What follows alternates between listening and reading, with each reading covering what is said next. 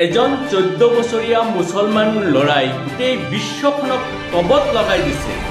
আমি সদায় সমালোচনা কৰোঁ মুছলমানবিলাক বেয়া, মুছলমানবিলাকে ভাল কাম নকৰে, মুছলমানবিলাক যিমান চুৰি ডকাইতি যিমান বেয়া কাম আছে সেইবিলাকৰ লগত জড়িত। আজি গোটেই বিশ্বৰ আগত সেইজন 14 বছৰীয়া মুছলমান লৰাই প্ৰশংসাৰ পাত্ৰ হৈ পৰিছে।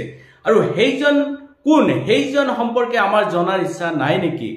আৰু এনেকুৱা বাতৰিবিলাক কিয় ডাঙৰ ডাঙৰ চেনেলবিলাকে প্ৰচাৰ নকৰে? কাৰণ সেইজন ল'ৰা হৈছে মুছলমান ল'ৰা, আৰু মুছলমান ল'ৰা হোৱাৰ কাৰণে হয়তো ডাঙৰ ডাঙৰ চেনেলবিলাকক সেই বাতৰিটো প্ৰচাৰ হোৱা নাই।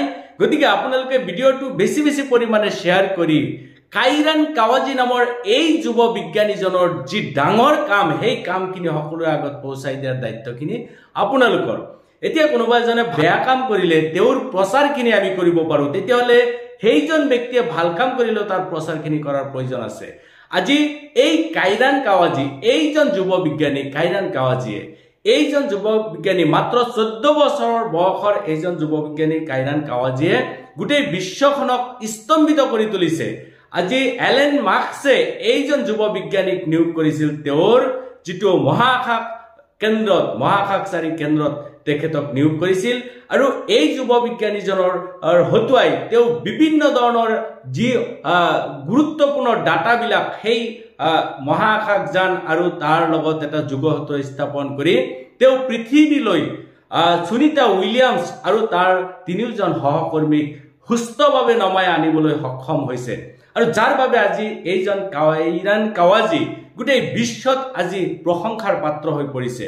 গতিকে কেৱল মুছলমানবিলাকে যে বেয়া কামেই নকৰে, ভাল কামবিলাকো যে কৰে, সেই প্ৰশংসাখিনি আমি সকলোৱে কৰা উচিত। কিন্তু দেখা যায় যে বহুতো ডাঙৰ ডাঙৰ নিউজ চেনেলে আজি এই কাইৰান কাৱাজীৰ নামটো উচ্চাৰণ কৰা নাই। কিয় উচ্চাৰণ কৰা নাই? কাৰণ এইজন হৈছে মুছলমান মানুহ। গতিকে এনেকুৱা মনোভাৱ ৰাখি যদি আমাৰ দেশ পৰিচালিত হয়, আমাৰ সমাজ পৰিচালিত হয়, তেতিয়াহ'লে কেতিয়াও সেইখন সমাজ সেইখন দেশ আগবাঢ়িব নোৱাৰে। যদি কোনোবাই ভাল কাম কৰিছে তেতিয়াহ'লে তেওঁৰ প্ৰশংসা কৰাটো উচিত, যদি কোনোবাই বেয়া কাম কৰিছে তেতিয়াহ'লে তাৰ সমালোচনা কৰা উচিত। কেৱল মাত্ৰ বেয়াখিনি সমালোচনা কৰি কোনোবা এটা জাতিক তুচ্ছ তাচ্ছিল্য কৰাটো কেতিয়াও উচিত নহয়। আজি এই কাইৰান কাৱাজীক আমি সকলোৱে ধন্যবাদ জনোৱাৰ প্ৰয়োজন আছে। এই কাইৰান কাৱাজীক আমি সকলোৱে প্ৰশংসা কৰাৰ প্ৰয়োজন আছে। এনেকুৱা যুৱ বিজ্ঞানীসকলে হয়তো পৃথিৱীখনক এটা সময়ত বহু দূৰলৈ আগুৱাই নিয়াৰ সক্ষম হ'ব। এতিয়া এই যুৱ বিজ্ঞানীজন মুছলিমে হওক, হিন্দুৱে হওক, খ্ৰীষ্টানে হওক, বৌদ্ধই হওক, এইবিলাক জাত পাত বিচাৰ নকৰি তেওঁক আমি উৎসাহ আৰু উদ্দীপনা দিয়াৰ প্ৰয়োজন আছে। সকলোৱে তেওঁক সহানুভূতি জনোৱাৰ প্ৰয়োজন আছে। আশা কৰিছোঁ যে ভিডিঅ'টো বেছি বেছি পৰিমাণে শ্বেয়াৰ কৰি আজি কাইৰান কাৱাজীয়ে যে সমগ্ৰ বিশ্বৰ মানুহক স্তম্ভিত কৰি দিছে, সেই বাতৰিখিনি যাতে সকলোৱে পাব পাৰে, তাৰ কাৰণে আমি আশা ৰাখিছোঁ।